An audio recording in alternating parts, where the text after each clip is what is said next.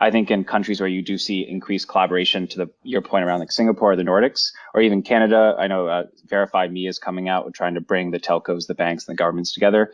You're seeing just increased level of, I think there's an acknowledgement that competition should be around the product level and not necessarily around the identification level. Like, let's try to get access for everyone to these services, and then we can compete above and beyond that. And I think you're seeing much more successful authentication sessions, as well as like more robust and comprehensive identity practices in areas such as the US, where we're having more competition and still not entirely sure where we're figuring out. We have no national identity scheme, if you will, and private sectors are still trying to do their own thing and compete against one another. I think fraudsters see that an opportunity to capitalize on this disunity and try to take the same problem or the same vector and apply it across different industries, and including the government.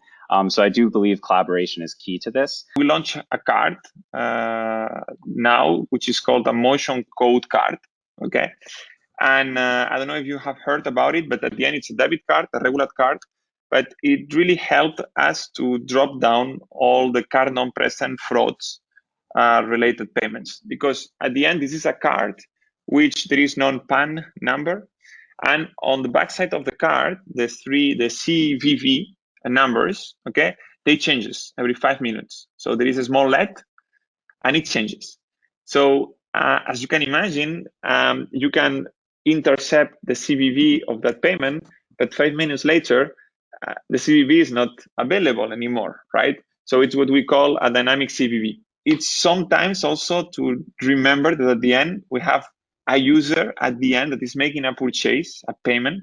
So how we will help him to understand that what he is going to do is completely safe. It is as safe as paying with, €1 or,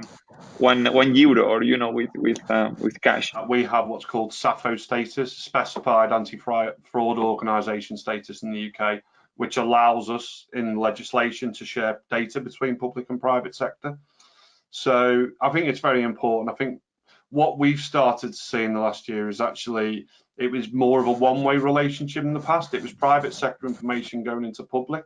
We're starting to see signs of there's more confidence for public sector to be putting into that pool and pot as well. So we've had organisations like the DVLA, our driving licence agency, come into membership now, who screen application status and also file, which obviously coincides a lot with those documents that are used for verification. So yeah, I think another way to think about it is, the speed at which a government or an entity of that size would move with respect to a problem like this. And it's like, they don't see it as necessarily immediate, where people that are in the space that are suffering these losses, that have an impacted business, will want to act, yesterday, not create a framework for 5 years down the road or a year down the road. But I think for me, kind of when I'm thinking about this, is it has to be in the hands of